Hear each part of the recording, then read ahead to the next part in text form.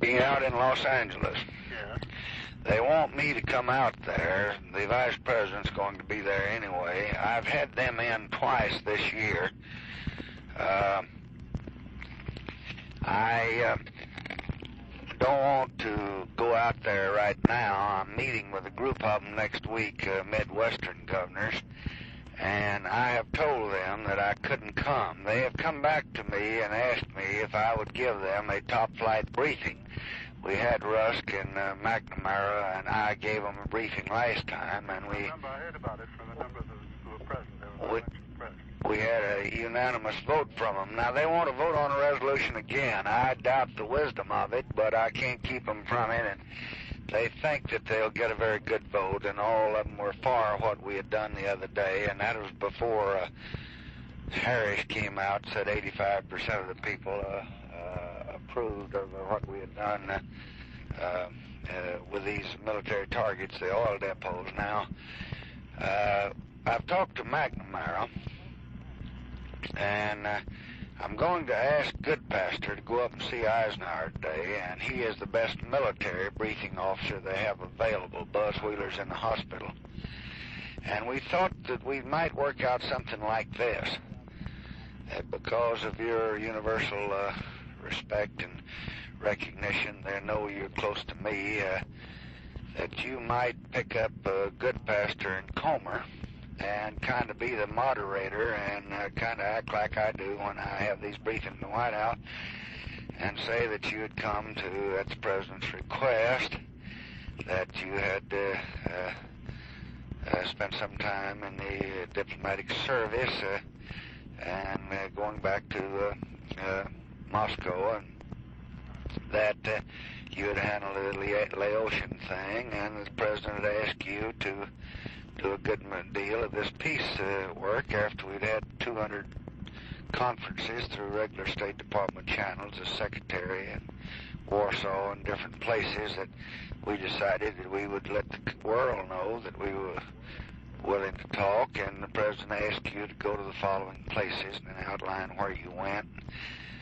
Then bring them up on the Ronning mission, and bring them up on Gronowski's recent talks, and bring them up on anything that we've had from any other part of the world, and let it add up to exactly nothing. And we've had to wait since last March because we had an unstable government out there the last 3 or 4 months, and we had these diplomatic missions, conversations going on. Gronowski was back here, and he was talking in Warsaw, and then we had Ronning out there, and we couldn't be doing things during this period, and that kind of explained the delay. A good many of them are quarreling. The Republican line ought to have been done sooner.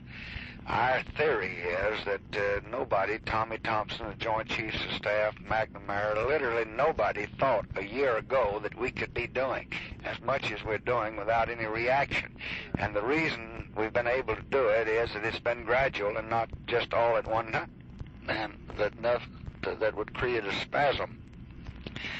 And then call on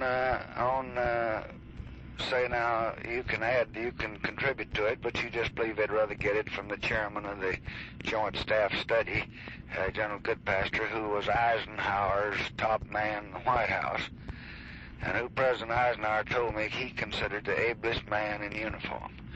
I would introduce him that way. That's what he told me the other day, and he's I worked with him. He was Eisenhower's liaison officer with me when I was chairman of the first 3 wise men in NATO, so I know him well. Well, I know how close he was to Eisenhower. I just tie him in so close with these governors that they couldn't get out, and just say the President told me that the other night the President and I were talking. He told me that Goodpaster was one of the ablest men in the Army. Said President Eisenhower told him when he became President to get hold of Goodpaster and follow him, and that's what we're doing. Then let him talk. When he gets through, try to keep it to, say, 20, 25 minutes. I'd take the whole thing to an hour, and I wouldn't let it run over because they'll get angry. Then I'd have Comer talk about what we've done in school books and health and pacification, and he's pretty rapid fire, and let him give a little of the pacification thing and the health and education and agriculture and all that they've been doing, kind of following through the Honolulu thing.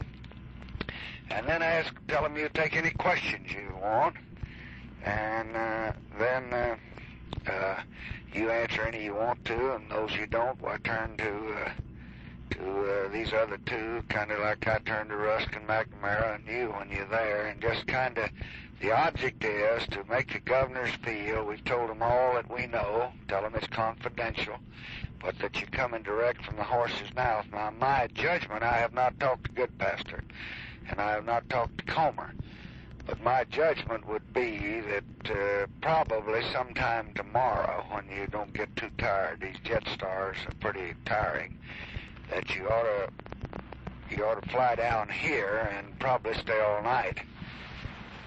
And get up the next morning. You got to stop somewhere. It's a 7-hour flight, but Jetstar, 6.5 or 7. And you got to regas anyway, so you might want to just come here and stay all night and get a fresh start the next morning. But I'll talk to you today. You get briefed thoroughly. You hearing me? Yes, sir. You get briefed thoroughly, and I'll have somebody call you later and tell you whether I think you ought to come here. My own judgment would be that it would add a little bit. I think it would add a great deal, sir. I think the fact that coming directly from you, you're the voice they want to hear, and coming directly from you would make it much more authoritative. I'll talk to Bill Moyer, and I'll probably say today at press meeting, and I'm going to ask you to go out there and represent me. Go out there and brief them, and that ask you to pick up a team there, and then and you're going to drop by, and I might get somebody else to come by here and stay here, like Larry O'Brien, to talk legislation. Let you all go on and let him stay here. I'll notify you today, but you be prepared to come tomorrow. All right, so and the brief has it been set up with the governors? Yes, it's going to be Thursday. They haven't said what time. They just said, as chairman of the National Governors Conference, I'd appreciate if you'd send a team to our conference to brief the governor in a closed session on current developments. Good. When they, let me see, I know the governors would welcome such a briefing. Please advise this can be done. Let me see what he said, what day, though. When the governor wants you offered to keep the briefing on the chairman, I would appreciate if you'd send it to you. Close it on Thursday afternoon. Thursday p.m. Thursday right, afternoon. So then we'll be there. You could come here Wednesday night and get a rest. If you fly here and then go on out there, it's over 7 hours. If you fly direct, it's about 6.5, and you're going to be so damn tired you won't feel like... Well, it'd be mighty good to see you, sir, and I think it would add a great deal to the authority of the briefing. Okay, now you get on them and you get every little tidbit that you can on things like the running mission. Yes, I'm thoroughly familiar with that. And get any other little runs that wouldn't hurt if they got out, like Warsaw and what we said to them there, and then caution them by being confidential, because they'll think it's more important. Some of them will leak it, but you give them a good lecture on that. All right, sir. I'll get to work on it right away. Thank you, Abel. Thank you so much.